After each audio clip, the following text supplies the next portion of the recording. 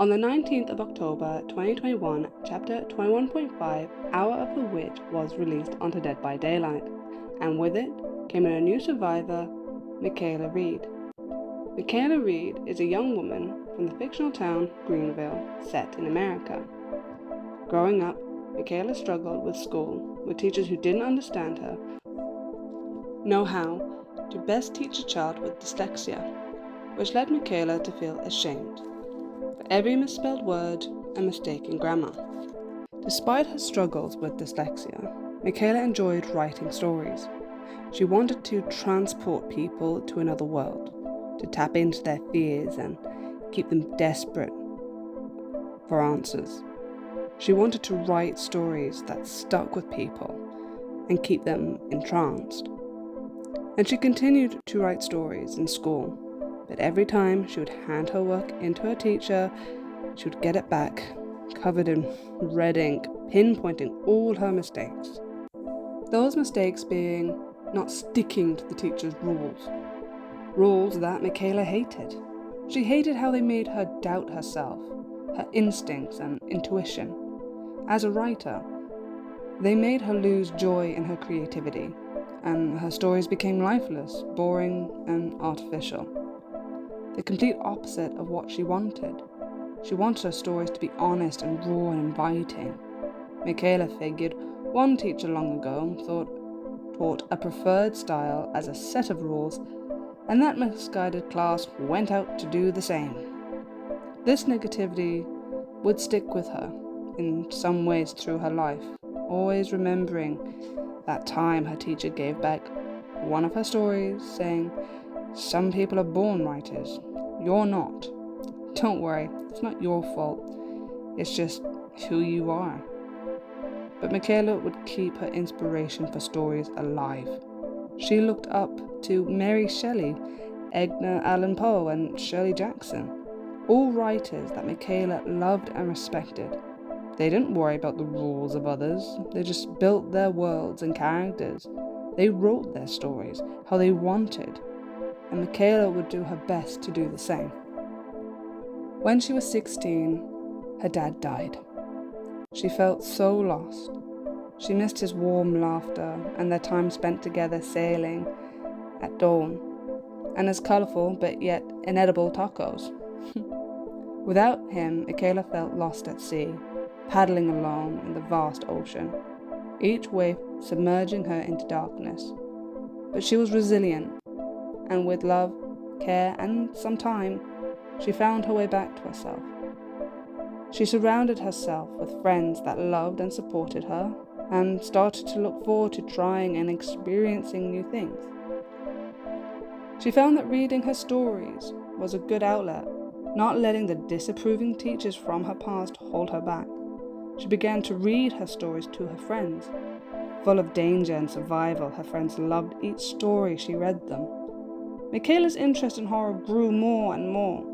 She loved how her heart would pound with fear and excitement. Halloween, of course, became her favourite day. Every year she would put together a grand party for her friends where they would tell scary stories, play scary games, and have homemade treats. Over the years, Mikaela's interest in horror expanded into witchcraft. She would keep a herb garden and would use what she grew for spells. She would also practice palm reading, divination, and blessings. She would also use the plants from her garden to make soaps, body lotions, and body butters, and she would give these to her friends and family. She hoped one day she could make a living making these products. Mikaela eventually came to work as a barista at a cafe called Moonstone, where every Friday she held an open mic night, and she would perform telling her stories. Even though reading them to strangers gave her anxiety, she still feared embarrassing herself on stage, but every week she got up on that stage and read her stories. And despite her self-doubts, people enjoyed them. And no one knew this better than her best friend and roommate, Julian. Julian would record Mikaela while she performed on stage, He believed in her so much that he secretly submitted one of her performances to the Endless Halloween Festival, which was known to have renowned storytellers perform on stage for Halloween. Mikaela couldn't believe it when she got invited to perform at their grand final. She spent hours and hours starting and restarting, trying to conjure the perfect story to tell. And then the nightmare started. Mikaela dreams of a girl with a dark complexion and jet black hair, beautifully coiled curls and braids. Her eyes are kind and intelligent, were framed by big plastic glasses. This girl seems more connected to the flora and trees, to the shrubs with night-blooming flowers. The girl moves through the dark mist. The air is damp and cold.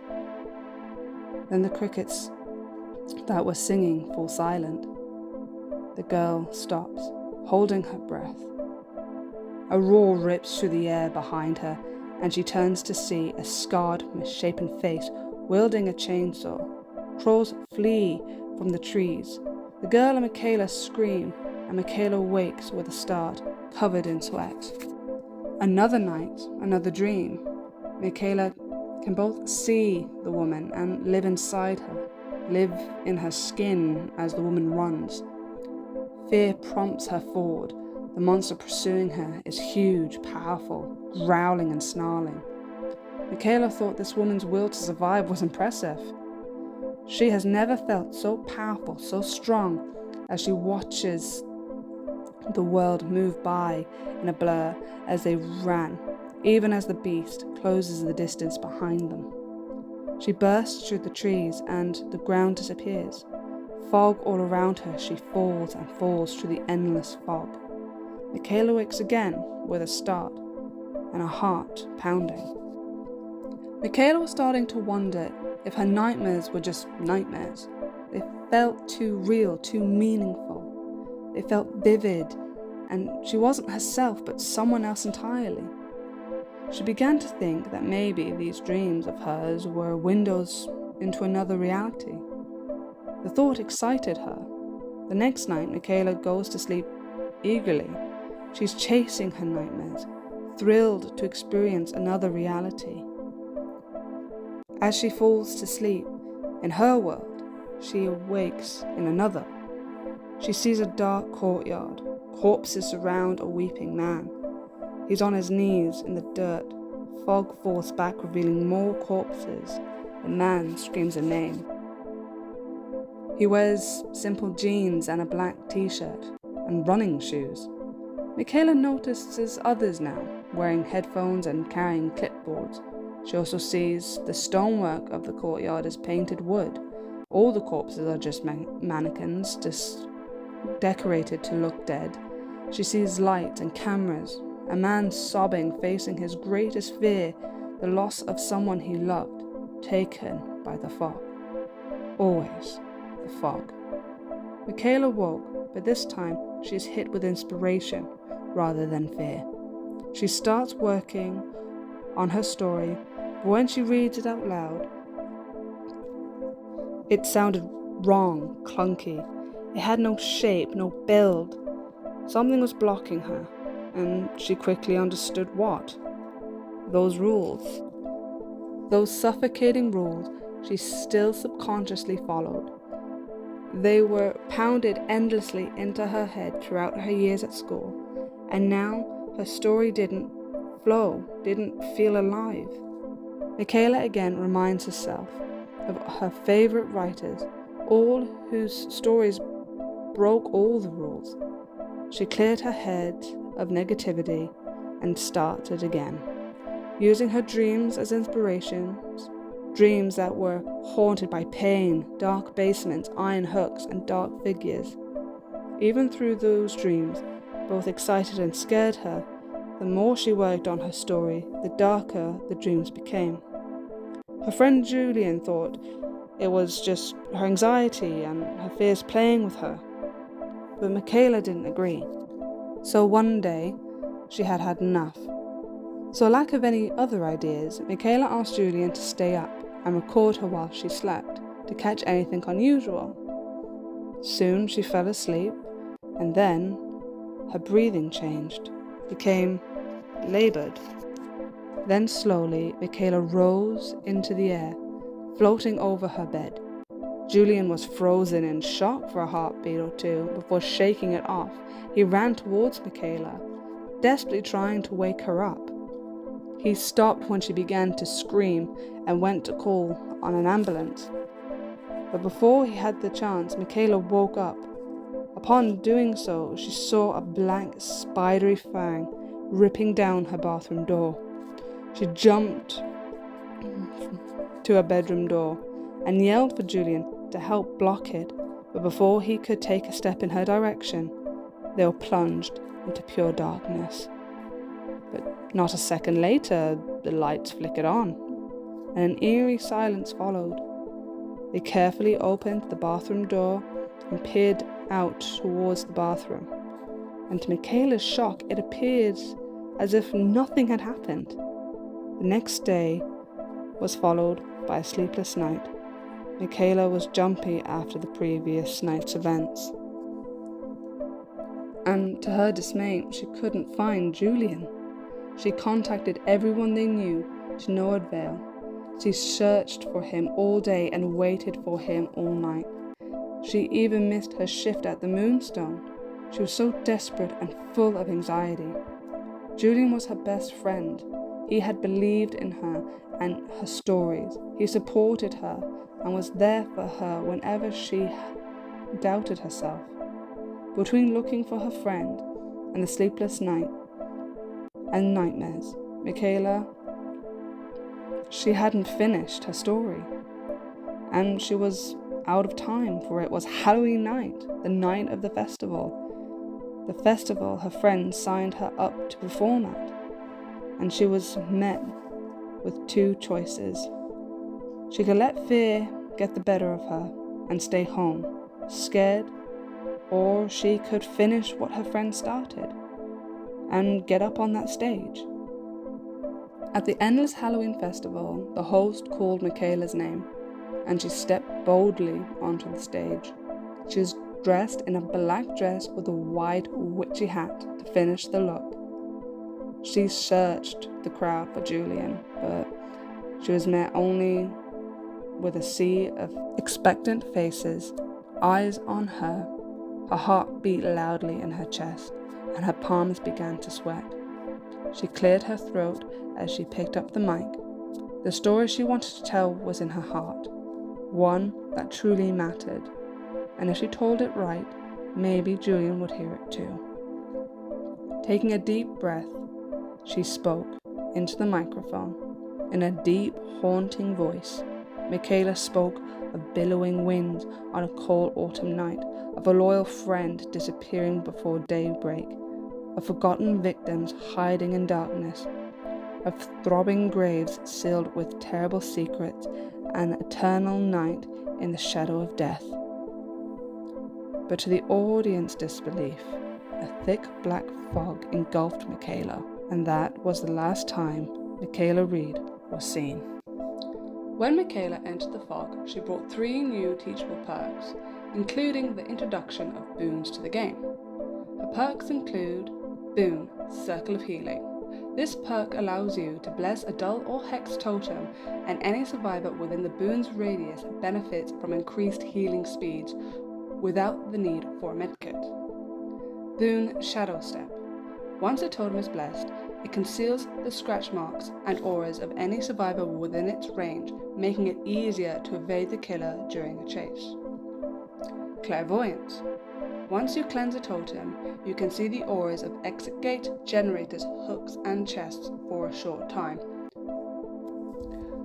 Over the years since Mikaela's release into the fog, there have been some interesting theories, most of them about her boon powers or her friend Saber Ward. The most popular ones being: Number 1, Mikaela broke the entity's rules. While the entity normally takes away any magic within its realm to keep the survivors powerless, theorists suggest that Mikaela is the first survivor to consistently cast and use light magic to combat the entity and its killers.